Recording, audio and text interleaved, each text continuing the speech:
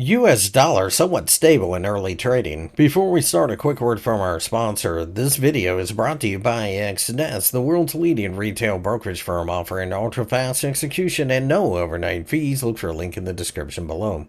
The euro has done very little in the early hours of Thursday as we are now facing significant resistance in the form of the 1.17 level.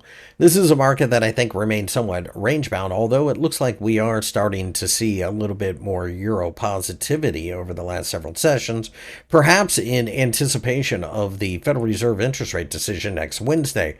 Whether or not they cut rates doesn't really matter, I believe, although they are expected to. I believe that most of the focus will be on the press conference and the statement. That determines where we go next. All things being equal, the market is still in a range between 1.14 on the bottom and 1.18 on the top, with a little bit of an upward drift recently, but over the last couple of months, it's been somewhat negative. I think we're just trying to figure out where to go.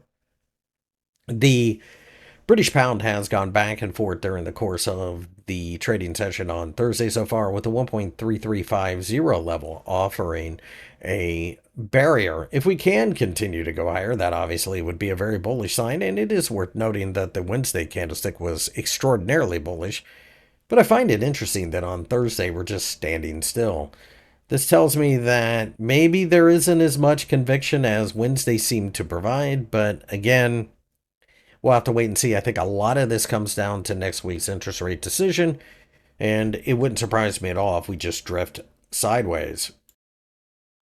The euro initially tried to rally against the British pound, but continues to suffer at the hands of selling pressure. That being said, we are sitting right at a support level that was previous resistance, and we are hanging around the 50-day EMA as well. All things being equal, this is a market that I think continues to see a lot of questions asked of it. The 0.89 level is a massive resistance barrier, but it is also a target based on the previous consolidation. So I think we get more chop.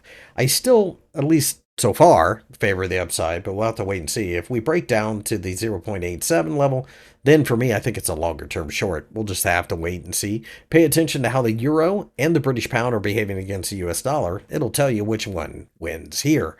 My name's Chris, I work for FXEmpire. If you enjoyed the video, give me a thumbs up and subscribe to the channel for more analysis.